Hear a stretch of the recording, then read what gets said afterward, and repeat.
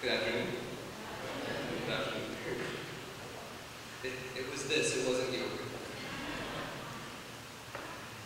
In 1971, a Stanford University psychology professor conducted a study with 24 college students. What if normal college students acted as real prisoners, serving a sentence in a make-believe prison? And what if some of these students acted as their prison guards? The experiment was to see whether the new role these students were playing could reshape their identities and determine their actions. Would they lose their identity to a new label that was not their own? The experiment was so disastrous that the 2-week study had to end after 6 days. The students acting as prisoners were emotionally traumatized. The prisoners asked, after the first day, to end the study early, but they were not allowed because they were prisoners. After the second day, they tried to end the experiment by revolting, the way prisoners do. The guards, on the other hand, playing out their new identity, suppressed the revolt brutally, imprisoning them for real. For a third of the guards, the new identity became so overpowering that they began to abuse their prisoners. A graduate student saw what was happening, and the experiment was called off immediately. To no surprise, this study prompted new ethical rules that limit how psychologists conduct experiments on human beings. But this study poses a very interesting question to our Bible passage for today. Did the students act so sadistically because of the label they were living into? Or was it that the study revealed a hidden darkness within?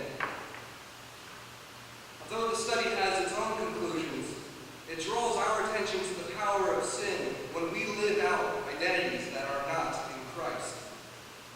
In our passage, we have a character whose sense of self was also completely lost. We give witness today to how Jesus liberated this person from his destructive identity and how we too are liberated with an identity in Christ. In our passage today, we have a man who is possessed by demons, who lost all sense of self to a destructive identity. Now let us try to understand what this means.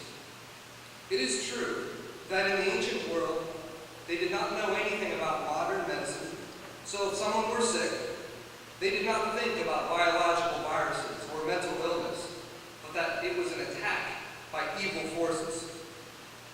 But whether the man in our story had schizophrenia, epilepsy, or very real demons inside of him really does not matter. The impression is the same. This man, possessed by illness, demons, or addiction, was being assaulted by so many influences beyond his control that he had completely lost touch with who he was. Very much like the prisoners in the psychological experiment, he internalized and lived into his new role. He was isolated in the caves and the hills surrounding the towns, and he did not wear any clothes. The townspeople, on the other hand, were like the prison guards in the experiment. They wanted to keep the possessed man in his place, literally with chains, and guarded him to make sure that he did not hurt himself or anyone else. Everyone in this story knew their place. Their identities were clear. Until Jesus comes along, that is. Think of how your life has changed when you suddenly experience a new identity. Think of the new names you received that came with this identity. College student, manager, graduate, Taiwanese American citizen, and of course in celebration of today, shall we say, Father. These new identities change our lives. These are new names we take on in celebration of our sense of self and the communities we live in.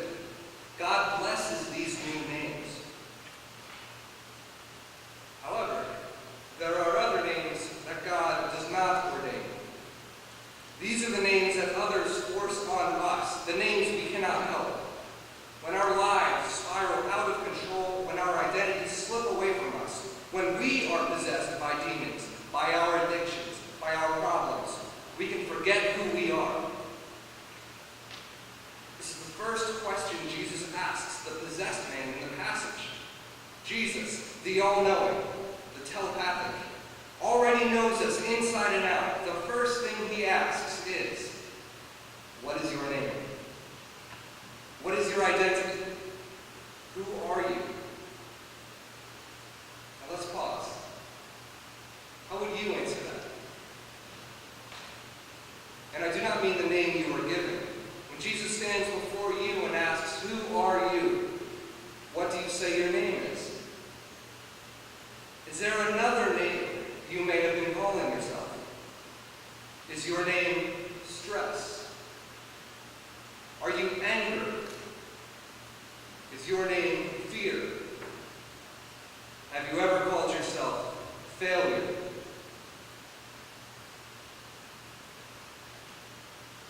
It is tragic to hear the name the possessed man gives Jesus. My name, he says, is Legion. Legion. Multitude. So much.